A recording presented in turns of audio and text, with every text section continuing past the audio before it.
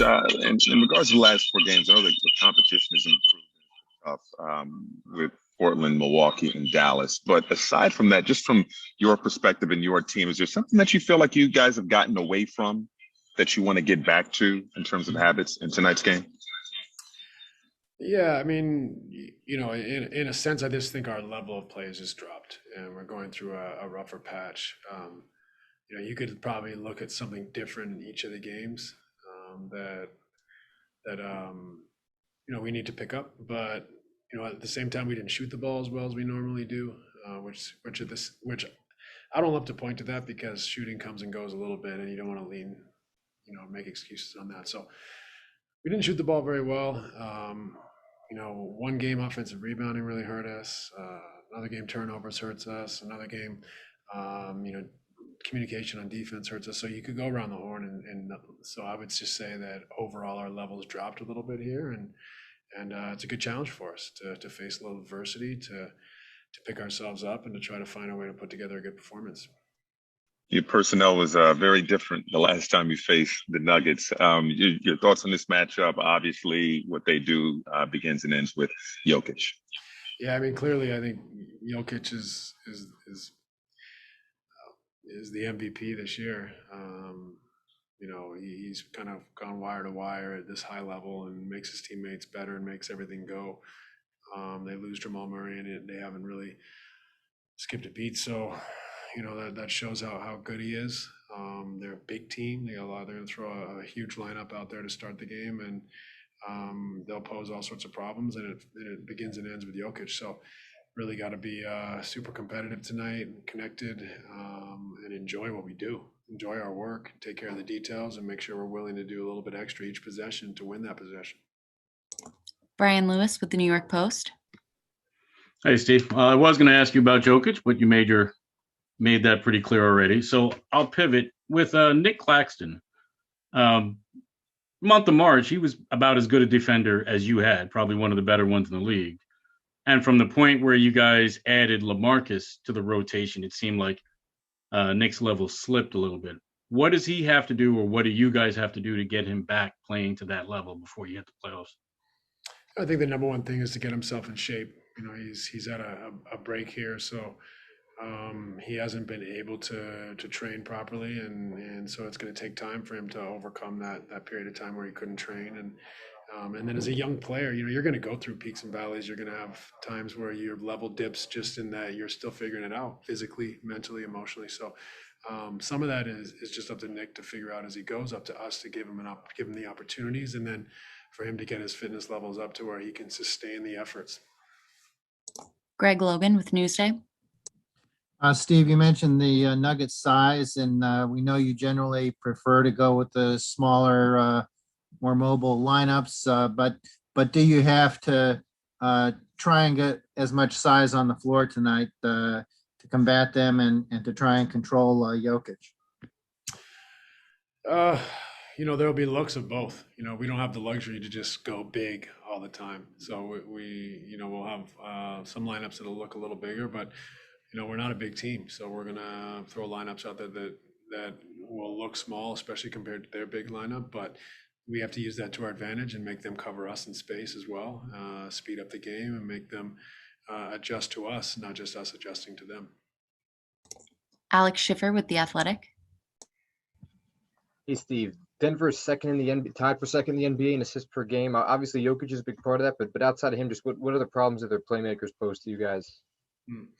Well, I just think that he's such a willing and contagious passer. He, can make the assist, but he can also make the right read, which allows, it becomes the hockey assist where the ball moves to one or two guys down the line and they get open shots. So I think he facilitates that style of play, that willingness to pass, and he's able to knock down that first domino. So it doesn't always end in a Jokic assist, but someone else is getting assists because they're playing 2-on-1 or 3-on-2. Christian Winfield with the New York Daily News. Hey, Coach. I think it's Lillard, Giannis, Luka, and now Jokic. In terms of a 5-game stretch of talent that you guys have to go against, I'm not sure it gets more difficult than that. How do you see your guys growing, maybe defensively through this stretch? Because I feel like every game is a different challenge and riddle that you guys have to solve. Yeah, it is. It's, like I keep saying, we don't want to have losing streaks, but this can afford us a lot. And if we had stole a couple of these games along the way, maybe we would have swept some things under the rug. So it's a great opportunity, one, for us to face some adversity and overcome it, but it's also will highlight. It allows us to look at some of the things that we need to improve on before the playoffs arrive. So this gives us an opportunity to double down in our work and our process and try to get better and prepare ourselves for the playoffs. And we've faced a murderer's row of talent and some really good teams that all need wins in their playoff standing. And so, I think we can respond from this and look back on it as this afforded us a lot. Tom Dowd with BrooklynNets.com. Hey, Steve, just at center, you've had so many twists and turns to the position this season. Are you still, considering you're working Nick back into things now, are you still trying to kind of sort out what you want at that position and what to do there? At the center position? Yeah. Yeah.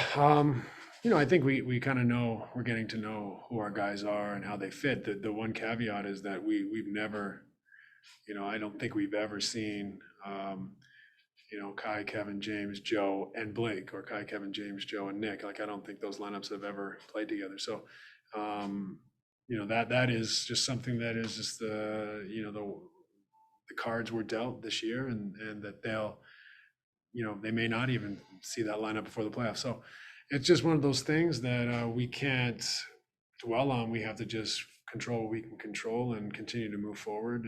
But I think we have a better picture of like what our options are and different lineups and combinations that we can put on the floor. James Herbert with CBS Sports.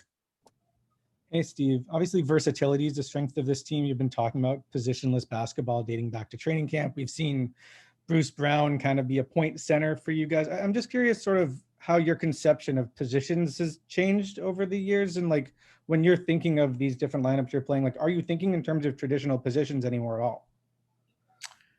Yeah, not really. I think there's clearly, you need to have some positions. Usually there is, in a sense, a five, but sometimes maybe there's not a five, there's a roller.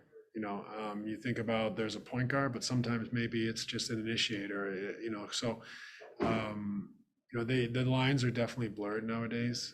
And, it's kind of like there's perimeters and then there's a big. And so you could talk all day about the different nuances or how you want to approach or qualify the positions, but I think it is trending more towards positionless, or how the pieces fit together rather than trying to fill out a traditional model. Steve Lichtenstein with WFAN. Hey, Steve. KD and Kyrie are historically great finishers at all three levels. But when you watch the film of the recent fourth quarters, do you get a sense that the team is lulled into relying too much on their ability to shoot over the tops of very good defenses?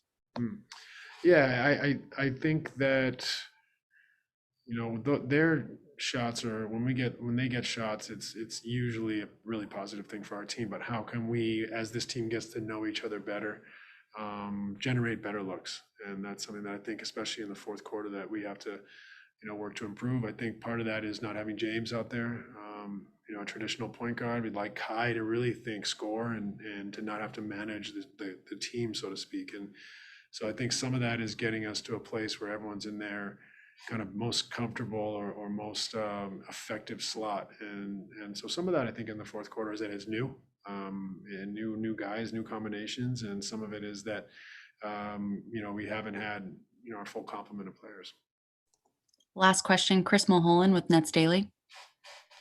Hey, Steve, obviously with the playoffs coming up, your rotations get a little smaller, but Tyler Johnson hasn't played the last two games. Is that more so because you're trying to find a role for like Mike James, or is that just another reason? Do you think that he sees minutes tonight? I think we trust Tyler. We believe in him. He's an incredibly competitive and hardworking player that is not scared, will step up, make shots, guard, rebound, do whatever it takes. So we trust in Tyler. I think we're just going through a stretch of the season where we have a bunch of healthy bodies back, and we're trying to find minutes for guys that we don't know a lot about. So, it's been great to give Mike some minutes and a look and see what he brings to the table and what he can offer and what our options are going forward. But, Tyler's a guy that we trust. And, if it's tonight or if it's in the playoffs, I have no problem playing him and having him in the rotation. It's just a matter of what's needed, warranted, and how many minutes there are to go around.